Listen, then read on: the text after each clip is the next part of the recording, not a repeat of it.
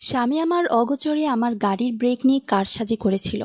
আর পরের দিন সকালবেলা আমি একদম স্বাভাবিকভাবে শ্বশুরের হাতে গাড়ির চাবিটা তুলে দিয়ে বলেছিলাম, বাবা, আপনি আর মা একটু ঘুরে আসেন, এতদিন কোথাও যান না, একটু মনটাও ভালো হবে। নীলা, পেছন থেকে ভেসে এলো রায়ানের কণ্ঠ। আমি ঘুরে তাকালাম। রান্নাঘরের দরজার পাশে দাঁড়িয়ে আছে সে। হালকা ধূসর টি শার্ট, এলোমেলো চুল, চোখে ঘুম ঘুম ক্লান্তি। একদম স্বাভাবিক একটা সকাল, যেন পৃথিবীতে কোনো অস্বাভাবিকতা নেই। রায়ান ধীরে ধীরে এগিয়ে এসে পেছন থেকে আমাকে জড়িয়ে ধরল, থুতনি রেখে দিল আমার কাঁধে। সুপ্রভাত বউ। আমি মাথায় একটু কাত করতেই ও আলতো করে গালে চুমু খেল।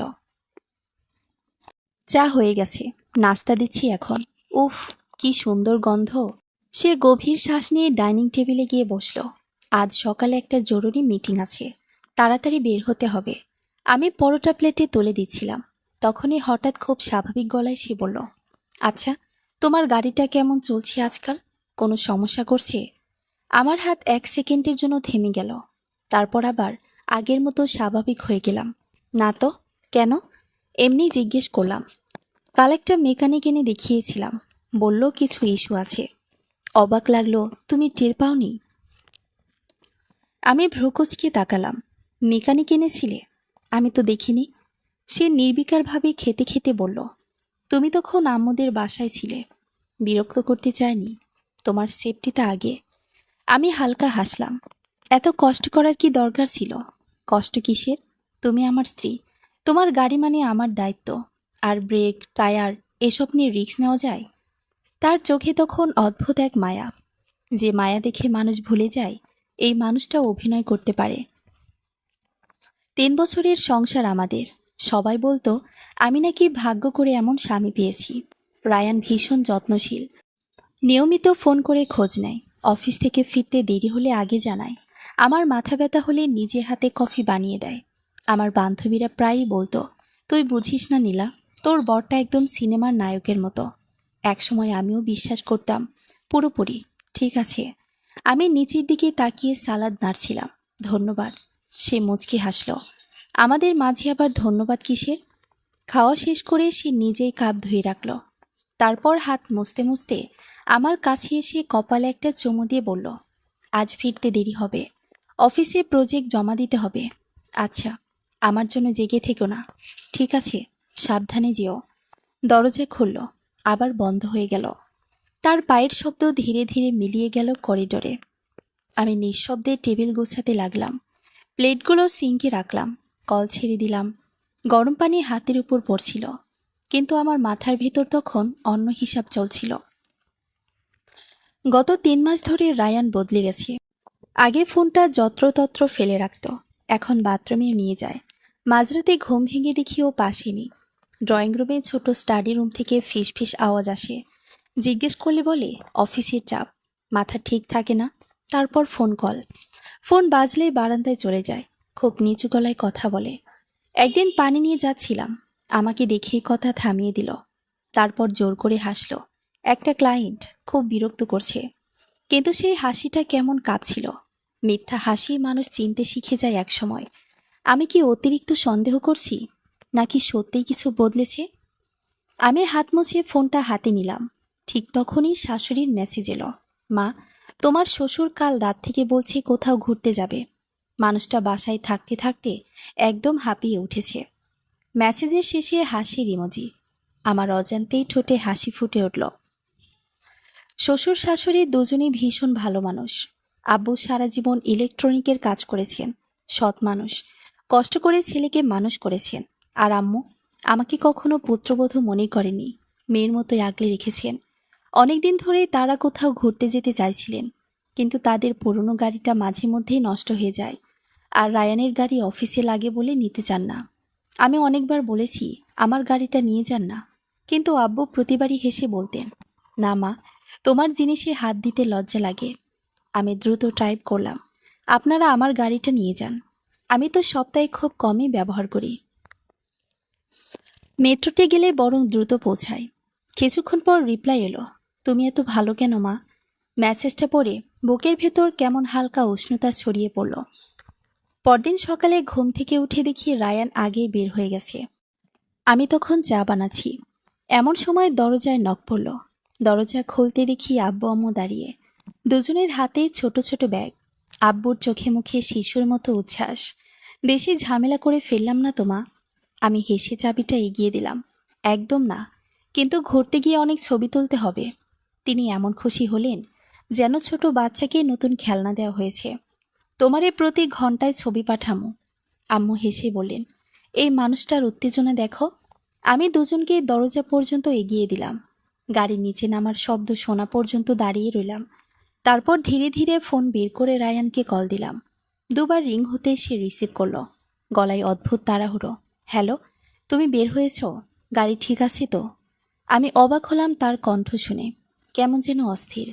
আমি স্বাভাবিক গলায় বললাম, আজ আমি মেট্রোতে যাব। ওপাশে কয়েক সেকেন্ড নীরবতা। তারপর সে বলল, মানে? আমি জানালার পাশে গিয়ে দাঁড়ালাম। নিচে গাড়িটা তখন ধীরে ধীরে গেট পার হচ্ছে। আমি শান্ত গলায় বললাম, গাড়িটা আব্বু আম্মুকে দিয়েছি, তারা একটু ঘুরতে বের হয়েছে। এরপর ওপাশে এমন নীরবতা নেমে এলো যেন কেউ হঠাৎ নিঃশ্বাস নিতে ভুলে গেছে। আমি জীবনে অনেকবার মানুষকে চুপ হয়ে যেতে দেখেছি, কিন্তু সেদিন রায়ানের সেই নিস্তব্ধতা, ওটা ছিল ভয়ের শব্দ। ফোনের ওপাশে হঠাৎ নেমে আসা নীরবতাটি ছিল ভয়ঙ্কর। এতটাই ভয়ঙ্কর, আমি কানের কাছ থেকে ফোনটা সরিয়ে স্ক্রিনের দিকে তাকালাম। কল এখনো চলছে, সময় বাড়ছে। আমি আবার ফোনটা কানে নিয়ে বললাম, রায়ান, শুনতে পাচ্ছ? কথা বলছো না কেন? তারপর হঠাৎ ওপাশ থেকে একটা দম বন্ধ করা চিৎকার ভেসে এলো। এমন একটা চিৎকার যেন একজন মানুষ এক মুহূর্তে সব হারিয়ে ফেলেছে। আমি কেঁপে উঠলাম। ওটা রায়ানের স্বাভাবিক গলা ছিল না। ওর গলায় তখন আতঙ্ক, ভয়, পাগলামি সব একসাথে মিশে গেছে। আব্বু আম্মু গাড়ি নিয়ে বের হয়েছে মানে? কি বলছো তুমি? নীলা, প্লিজ বলো তুমি মজা করছো? বলো, তুমি এখনো চাবি দাওনি? আমি পুরোপুরি হতভম্ব হয়ে গেলাম। কি হয়েছে তোমার? তারা তো একটু আগেই বের হলো। এত ভয় পাচ্ছ কেন? আমার বুকের ভেতর হঠাৎ অদ্ভুত কাঁপুনি শুরু হলো। রায়ান কাঁপা কাঁপা গলায় বলল, ব্রেক, নীলা, গাড়ির ব্রেক। তারপর সে প্রায় চিৎকার করেই বলে উঠল, গাড়ির ব্রেক কাজ করবে না। আমার হাত ঠান্ডা হয়ে গেল। মানে? ওপাশ থেকে কান্নার শব্দ আসছিল। একজন বড় মানুষের কান্না, ভাঙ্গা, অস্থির ভীত। আমি আমি নিজে নষ্ট করেছি ব্রেক। মুহূর্তের মধ্যে আমার চারপাশ ঝাপসা হয়ে গেল। মনে হলো রান্নাঘরের দেয়াল, টেবিল, জানালা সব ঘুরছে। আমি ঠিক শুনছি তো? রায়ান, আমার স্বামী, সে কাঁদতে কাঁদতে বলতে লাগলো, কাল রাতে আমি নিজে ব্রেকের পাইপ কেটে দিয়েছিলাম, ব্রেক অয়েল বের করে দিয়েছিলাম। আমি ভেবেছিলাম সকালে তুমি গাড়ি নিয়ে বের হবে। আমার নিঃশ্বাস বন্ধ হয়ে আসছিল, গলা শুকিয়ে কাঠ। তুমি কি বলছো? ওপাশে রায়ানের কান্না আরো বেড়ে গেল। আমি তোমাকে সরিয়ে দিতে চেয়েছিলাম। আমি আমি রূপাকে বিয়ে করতে চেয়েছিলাম। তোমার নামে থাকা শেয়ার, ফ্ল্যাট সব ফিরে পেতে চেয়েছিলাম। আমার হাত থেকে ফোনটা মেঝেতে পড়ে গেল। একটা শব্দ হলো, স্ক্রিন ফেটে গেল। তবুও ওপাশ থেকে রায়ানের চিৎকার ভেসে আসছিল, নীলা, প্লিজ, আব্বু আম্মুকে বাঁচাও। তারা যদি ফ্লাইওভারে উঠে যায়, গাড়ি থামাতে পারবে না। আমি দাঁড়িয়েছিলাম, কিন্তু মনে হচ্ছিল পা দুটো আমার শরীরে না। 3 বছরের সংসার, যে মানুষটা প্রতিদিন সকালে আমার কপালে চুমু খেত, যে মানুষটা একটু আগেই বলল তোমার নিরাপত্তা আগে, সেই আমাকে মেরে ফেলতে চেয়েছিল। আমার বুকের ভেতর কিছু একটা ভেঙে যাচ্ছিল। সবচেয়ে ভয়ঙ্কর ছিল একটা জিনিস, আমি নিজের হাতে মৃত্যুর গাড়িটা তুলে দিয়েছি এমন দুইজন মানুষের হাতে, যারা আমাকে নিজের মেয়ের মতোই ভালোবাসে। হঠাৎ যেন ভেতর থেকে একটা আওয়াজ এলো, আব্বু আম্মুর কোনো দোষ নেই। আমি ঝটকা দিয়ে নিচু হয়ে ফোনটা তুলে নিলাম। হাত কাঁপছিল এত বেশি, নাম্বার প্রেস করতেও কষ্ট হচ্ছিল। প্রথমে আব্বুকে কল দিলাম। রিং হচ্ছে হচ্ছে কেউ ধরছে না। ধরুন, প্লিজ ধরুন। আমি দরজা খুলে দৌড়ে বেরিয়ে গেলাম। লিফটের জন্য অপেক্ষা করার মতো ধৈর্য ছিল না। সিঁড়ি দিয়ে প্রায় পড়তে পড়তে নিচে নামছিলাম। শ্বাস কেটে যাচ্ছিল। বারবার ফোন দিচ্ছিলাম, কেউ ধরছে না। নিচে নেমে দেখি গাড়ি নেই, তারা বের হয়ে গেছে। আমি এবার আম্মুকে ফোন দিলাম। দীর্ঘ রিংয়ের পর ওপাশ থেকে হাসি খুশি গলা ভেসে এলো, হ্যাঁ মা, আমরা তো বের হয়ে গেছি। তোমার আব্বু গাড়ির আরাম দেখে এত খুশি। আমি কাপা গলায় বললাম, আম্মু, প্লিজ ফোনটা স্পিকারে দেন। এক্ষুনি। আমার গলার আওয়াজ শুনেই তিনি চুপ হয়ে গেলেন। কিছু সেকেন্ড পর আব্বুর গলা শোনা গেল। কি হয়েছে মা? আমি রাস্তার মাঝখানে দাঁড়িয়ে কাঁদতে কাঁদতে বললাম, আব্বু, গাড়ির ব্রেকের সমস্যা, খুব বড় সমস্যা, ধীরে চালান, হঠাৎ ব্রেক চাপবেন না। ওপাশে কয়েক সেকেন্ড নীরবতা, তারপর আব্বুর গলা বদলে গেল, গম্ভীর, সতর্ক। ব্রেক কাজ করছে না নাকি? হ্যাঁ, রায়ান বলেছে ব্রেক অয়েল নেই। প্লিজ আব্বু, গাড়ি ধীরে সাইডে নেওয়ার চেষ্টা করেন। আব্বু অনেক বছর গ্যারেজে কাজ করেছেন, তিনি গাড়ি সম্পর্কে ভালোই জানেন। তিনি দ্রুত বললেন, আমরা এখন ফ্লাইওভারের দিকে উঠছি। আমি গিয়ার কমিয়ে স্পিড কমানোর চেষ্টা করছি। হঠাৎ আম্মুর আতঙ্কিত চিৎকার শোনা গেল, ওগো, গাড়ি থামছি না। তারপর লাইন কেটে গেল। আমি রাস্তার মাঝখানে দাঁড়িয়ে রইলাম। চারপাশের মানুষ তাকিয়ে আছে, কেউ কিছু বলছে না। আমি শুধু কাঁদছিলাম, আল্লাহ, তাদের যেন কিছু না হয়। ঠিক তখন পাশ দিয়ে একটা সিএনজি যাচ্ছিল। আমি হাত তুলে থামালাম। ড্রাইভার আমার মুখের অবস্থা দেখে ভয় পেয়ে গেল। ভাই, দ্রুত ফ্লাইওভারের দিকে চলেন প্লিজ। সে আর কিছু না বলে গাড়ি ঘুরিয়ে দিল। পুরো রাস্তা জুড়ে আমি ফোন করেই যাচ্ছিলাম, কখনো আব্বুকে, কখনো আম্মুকে। কেউ ধরছে না। আমি কাঁপতে কাঁপতে জরুরি সেবায় ফোন দিলাম। বললাম, একটা গাড়ি ব্রেক ফেল করেছে। এর মাঝে আবার ফোন বেজে উঠল। রায়ান। আমি ফোন ধরতেই চিৎকার করে উঠলাম, আর কি চাও তুমি? তোমার জন্য তোমার বাবা মা মরতে বসেছে। ওপাশে সে কাঁদছিল, একদম ভেঙে পড়া মানুষের মতো। নীলা, আমি রাস্তায় বের হয়েছি, আমি ওদের খুঁজছি। তুমি কিছু জানতে পেরেছ? আমি চোখ বন্ধ করলাম, আর প্রথমবারের মতো বুঝলাম যে মানুষটাকে আমি সবচেয়ে বেশি বিশ্বাস করতাম, সে আমার জীবনের সবচেয়ে বড় দুঃস্বপ্ন। আমি ফোনটা কেটে দিলাম। হাত কাঁপছিল, শ্বাস নিতেও কষ্ট হচ্ছিল। সিএনজিটা দ্রুত ফ্লাইওভারের দিকেই ছুটছিল, আর আমার মনে হচ্ছিল প্রতিটা সেকেন্ড যেন কারো জীবন মৃত্যুর হিসাব। হঠাৎ সামনে গাড়ির লাইন থেমে গেল। চারদিকে হর্ন, মানুষের চিৎকার। ড্রাইভার সামনে তাকিয়ে বলল, আপা, সামনে মনে হয় বড় অ্যাক্সিডেন্ট হয়েছে। আমার বুকের ভেতরটা ধপ করে নেমে গেল। আমি আর এক সেকেন্ডও অপেক্ষা করিনি। সিএনজি থেকে নেমে দৌড় শুরু করলাম। গাড়ির ফাঁক দিয়ে সামনের ভিড় ঠেলে সামনে এগোচ্ছিলাম। শ্বাস কেটে যাচ্ছিল, চোখ ঝাপসা হয়ে আসছিল। দূর থেকে অ্যাম্বুলেন্সের সাইরেন শোনা যাচ্ছিল। আর তারপর আমি গাড়িটা দেখলাম, আমার কালো গাড়ি। ফ্লাইওভারের কংক্রিটের দেয়ালে সজোরে ঘষা লেগে সামনের অংশ দুমড়ে গেছে। ইঞ্জিন থেকে ধোঁয়া বের হচ্ছে, কিন্তু পুরো গাড়িটা উল্টে যায়নি। আমি স্থির হয়ে তাকিয়ে রইলাম। এক মুহূর্তেই বুঝে গেলাম, আব্বু শেষ মুহূর্ত পর্যন্ত গাড়িটা সামলানোর চেষ্টা করেছিলেন। নিজের অভিজ্ঞতা দিয়ে গাড়িটাকে দেয়ালের সঙ্গে ঘষে স্পিড কমিয়েছেন। আমার চোখ ভিজে গেল। আমি দ্রুত গেলাম স্ট্রেচারের দিকে।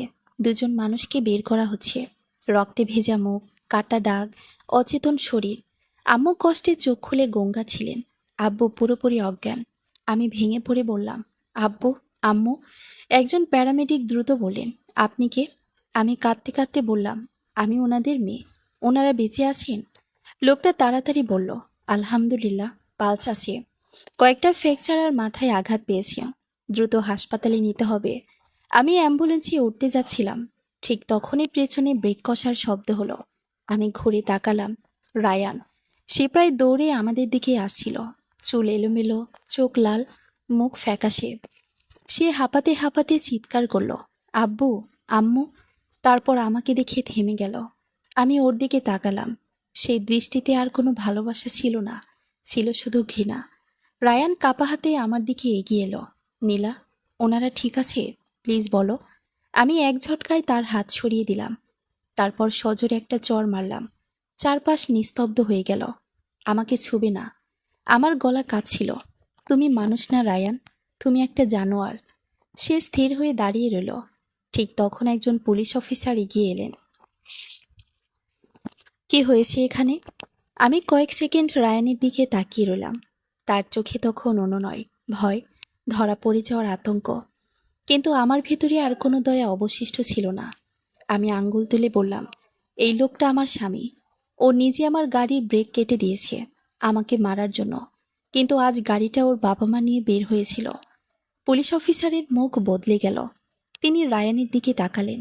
রায়ান হঠাৎ হাঁটু গেড়ে বসে পড়ল, কাঁদতে কাঁদতে বলল, আমি ওদের মারতে চাইনি, আমি শুধু তার কথা শেষ হলো না, পুলিশ তাকে ধরে দাঁড় করালো। আমি আর তাকাইনি। অ্যাম্বুলেন্সে উঠে আম্মুর হাত শক্ত করে ধরে বসে রইলাম। সেদিনের পর অনেক কিছু বদলে গেল। আব্বু আর আম্মু দীর্ঘদিন হাসপাতালে ছিলেন। অপারেশন হয়েছে, প্লাস্টার হয়েছে। অনেক রাত আমি হাসপাতালের করিডোরে বসে কেঁদেছি, কিন্তু আল্লাহ তাদের বাঁচিয়ে রেখেছিলেন। ধীরে ধীরে তারা সুস্থ হয়ে উঠলেন। সবচেয়ে বড় আঘাত ছিল দুর্ঘটনা না, সবচেয়ে বড় আঘাত ছিল সত্যিটা। তাদের একমাত্র ছেলে নিজের স্বার্থে এত নিচে নেমে যেতে পারে, এটা তারা মানতেই পারছিলেন না। একদিন হাসপাতালে আব্বু আমার হাত ধরে বললেন, মা, আমাদের মাফ করে দিও, ছেলেকে মানুষ করতে পারলাম না। আমি কেঁদে ফেলেছিলাম। আপনাদের কোনো দোষ নেই আব্বু। রায়ানের বিরুদ্ধে সব প্রমাণ পাওয়া গিয়েছিল। গাড়ির ব্রেক ইচ্ছা করে কাটা হয়েছে। ফরেনসিক রিপোর্টে সেটা পরিষ্কার ছিল। তার গাড়ি থেকে যন্ত্রপাতিও পাওয়া যায়। আর ফোনে তার স্বীকারোক্তি, ওটাই সবচেয়ে বড় প্রমাণ হয়ে দাঁড়ায়। যে মেয়েটার জন্য সে সব করতে চেয়েছিল, সেই রূপা খবর প্রকাশ হওয়ার পরপরই উধাও হয়ে যায়। রায়ানের ফোন ধরা বন্ধ, যোগাযোগ বন্ধ, যেন সে কখনোই ছিল না। শেষ পর্যন্ত আদালত রায়ানকে দীর্ঘ কারাদণ্ড দেয়। রায়ের দিন শুনেছিলাম সে কাঠগড়ায় একা দাঁড়িয়েছিল। কেউ পাশে ছিল না, না প্রেমিকা, না পরিবার, না বন্ধু বান্ধব। লোক তাকে একা করে দিয়েছিল। আমি ডিভোর্স নিয়েছিলাম, নিজের কাজে ফিরে গিয়েছিলাম, কিন্তু আব্বু আম্মু আমাকে ছাড়েননি। তারা বলেছিলেন, তুই কোথাও যাবি না, তুই আমাদের মেয়ে। আর সত্যি বলতে, রক্তের সম্পর্ক না থাকলেও কিছু মানুষ একসময় সত্যিকারের আপন হয়ে যায়। আজও মাঝে মাঝে রাতে ঘুম ভেঙে যায়, মনে পড়ে সেই সকালটার কথা, যে সকালে একজন মানুষ হাসি মুখে আমার কপালে চুমু খেয়েছিল, আর একই মানুষ আমার মৃত্যুর পরিকল্পনা করেছিল। সেদিন আমি একটা জিনিস শিখেছিলাম, মানুষ অন্যের জন্য গর্ত খুঁড়লে অনেক সময় সবার আগে সে নিজেই সেখানে পড়ে যায়। সমাপ্ত।